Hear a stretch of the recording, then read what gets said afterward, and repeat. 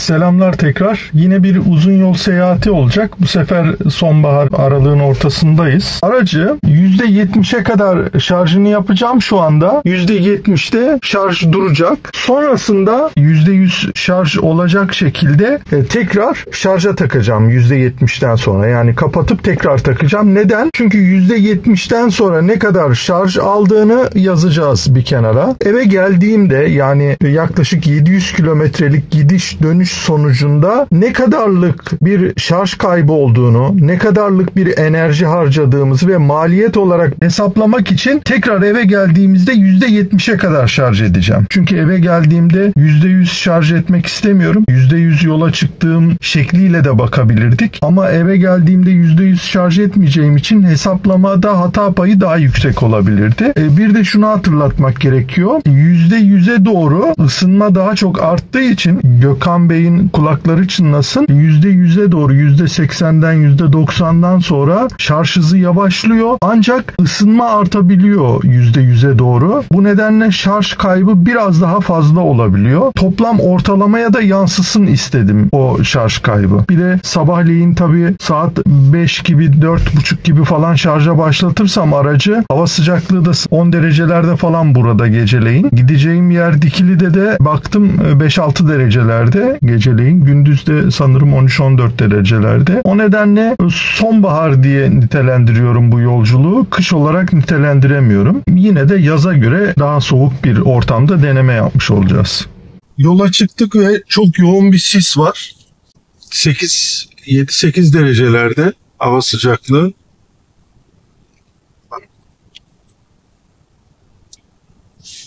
Ve 30 derecede yine birinci kademede çalışıyor klimamız. 7 dereceye düşmüş hava sıcaklığı. Çok yoğun bir sis vardı. Şimdi yavaş yavaş sanki sis açılacak gibi ama ara ara yine sis geliyor ve gidiyor. İşte dağlarda falan da epey bir sis var. Sabahleyin %100 olarak çıktık. Fotoğrafları da koyuyorum, görüyorsunuzdur. Enerji kaybı tabii ki %100'e doğru getirince Gökhan Bey'in söylediği gibi ısınma arttığı için bir miktar daha çok artıyor. %10'u bir miktar geçiyor gibi enerji kaybı. Ama bu hava soğukluğunda çok normal. Şimdilik yolculuğumuz güzel gidiyor. 100. kilometrede yine bir bilgi veririm. Ve 100. kilometre bilgisi vereyim. Şimdi 100. kilometreye geldik.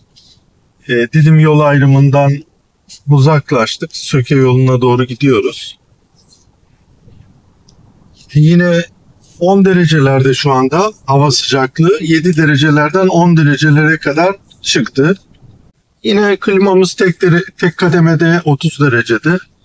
Şu anda ben kilometre bilgisini de çekeyim. Onu da koyacağım. Bu arabanın aynı zamanda işte ekrana koyuyorum. Tekerlek basınçları da aslında 240-244 olduğu halde nedense uyarı veriyor. Uyarı gösteriyor. Yani çok sağlıklı değil tekerlekle ilgili basınç ölçümleri. Daha önceki arabalarımda böyle değildi. Sisli olduğu için çok sakin geldik. Yollar çok güzel. İşte Söke Ovası'nın güzelliği. Seyahat etmek hoşumuza gidiyor. Çok güzel oluyor. Sakin sakin. Seyrede seyrede. Şimdilik güzel geçiyor yolculuğumuz.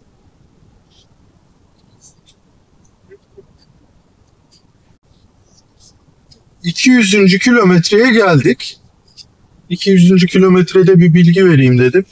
Yol boyunca hep sis vardı gerçekten. Sürekli açıldı, kapandı, açıldı, kapandı. Çok yoğun bir sis vardı. Ki hala tam net bir görüş açısı yok. Klimamız sürekli açıktı. Tek kademede 30 derecede. Tabii hava sıcaklığı 9 derece. Yani bu sıcaklıkta daha önceki yaptığımız sürüşlere göre bir miktar yüksek tüketim var. İşte yol bilgisini de bir taraftan ekrana koyayım. Bu arada yine mesela tekerleklerle ilgili bir şey koyayım. Gördüğünüz gibi yukarıda 240 basınç, sağ tarafta, sol tarafta 244 basınç, ön taraflar için söylüyorum. Arka taraflar da aynısı. Ama arka tarafları maalesef basıncı düşük gösteriyor. Yani bu arabanın eksi taraflarından bir tanesi bu lastik basınçları maalesef sağlıklı göstermiyor. Aslında doğrusunu gösteriyor fakat yani düşükmüş gibi gösteriyor. Belki arkada yük var, bagaj dolu, ondan dolayı mıdır onu bilmiyorum. O da olabilir.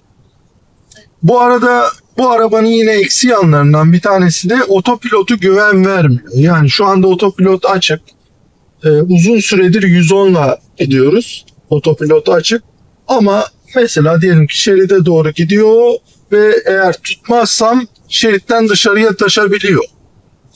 Ve trafik jam asisti açıyorum. Yani bazı arkadaşlar söylüyorlar. Diyorlar ki bu MG Pilot'ta adaptif cruise kontrol değil, trafik asistan pilotunu açın diyorlar. Evet, o açık ama maalesef sağlıklı ilerlemiyor. Onu söyleyeyim. Yani geliştirilmesi gereken, güncellenmesi gereken bir durum bu. Tüketim dediğim gibi şu anda 17.8.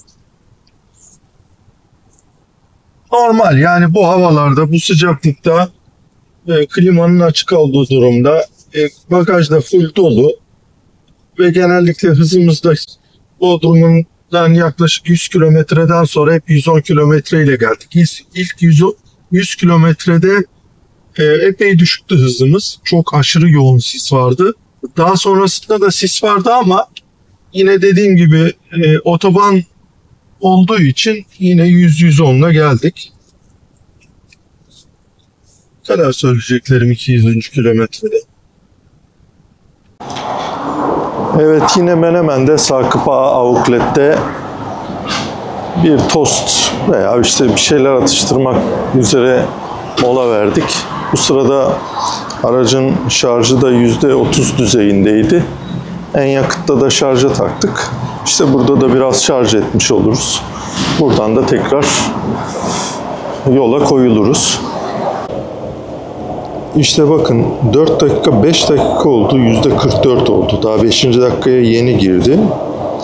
Ve 140 kWh yaklaşık şarj ediyor. Gerçekten ben bu aracın özellikle şarj hızını çok iyi buluyorum. Çok güzel, çok hızlı şarj ediyor ve uzun süre yüksek hızlarda şarj ediyor. En güzel tarafı o. Yani %55'e kadar falan bu şekilde devam ediyor 140'larla. Sonra yavaş yavaş azalıyor. %80'e, %10'dan %80'e 24 dakikada geliyor ama işte 25 dakika falan sürüyor yani. Çok çok iyi.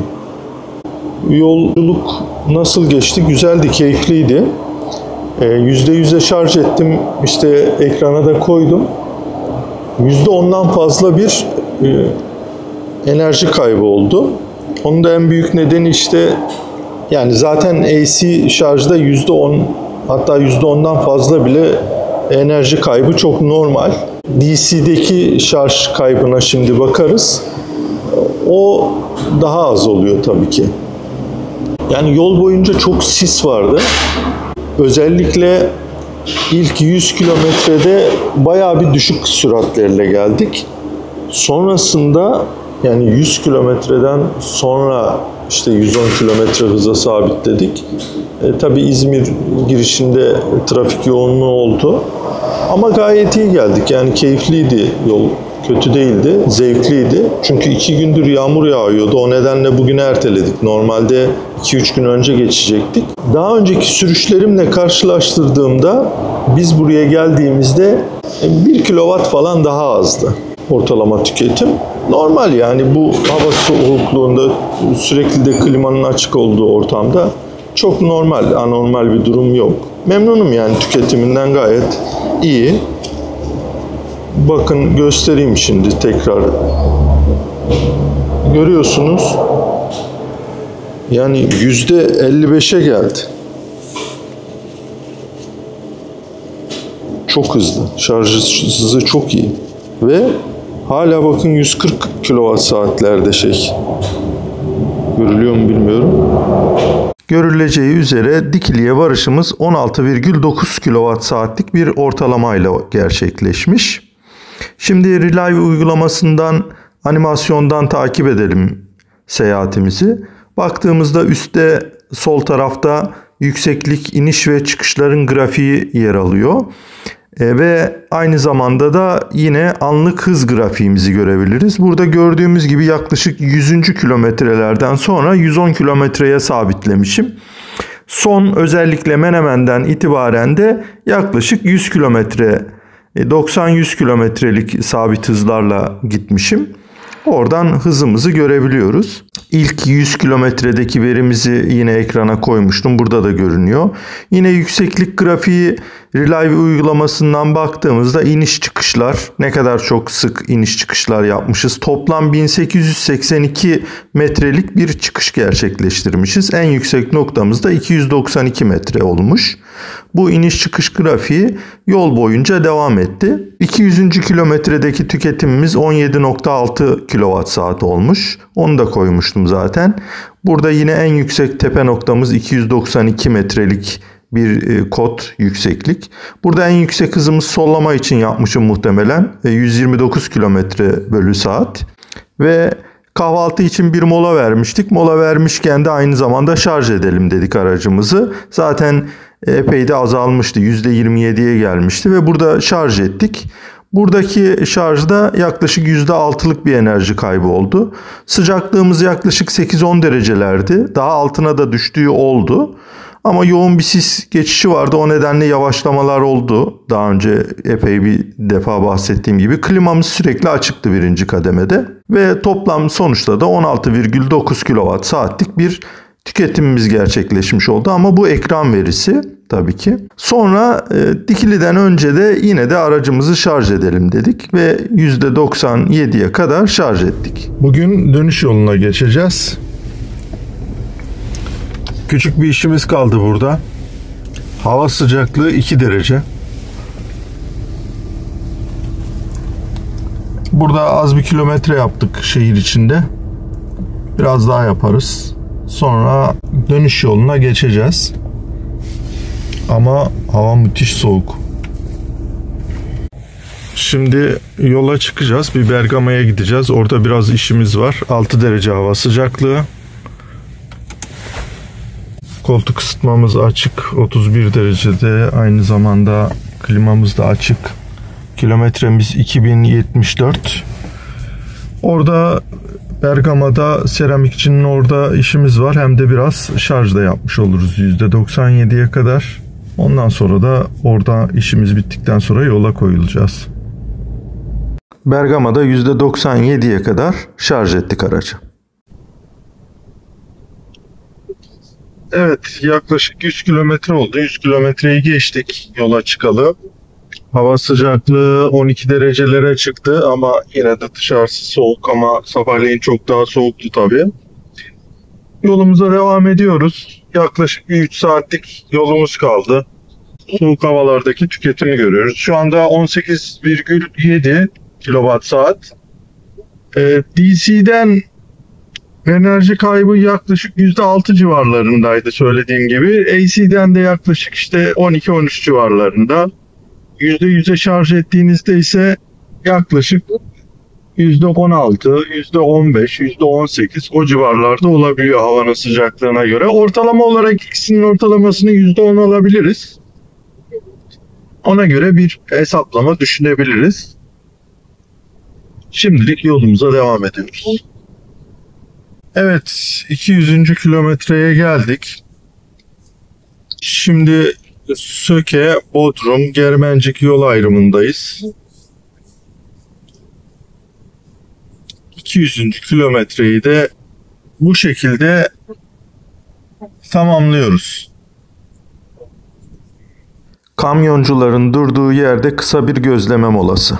%5 şarjla eve geldik ve yol başlangıcından itibaren 351 kilometre olmuş. Şu andaki gidebileceğimiz kilometreyi de 23 gösteriyor. Ama şarjdan sonraya baktığımızda 330, 23 daha demek ki işte 350 kilometre yaklaşık gidebilmiş oluyoruz. Ayrıca bunu Relive uygulamasından birazdan bakarız. Yine dönüş yolculuğumuzu da Relive uygulamasından grafiklerle birlikte kontrol edelim. Dikili'den çıktığımızda %87'lik bir şarjımız varmış. Ancak Bergama'ya gidip bir seramikçiye uğramıştık. Orada %97'ye kadar şarj ettik.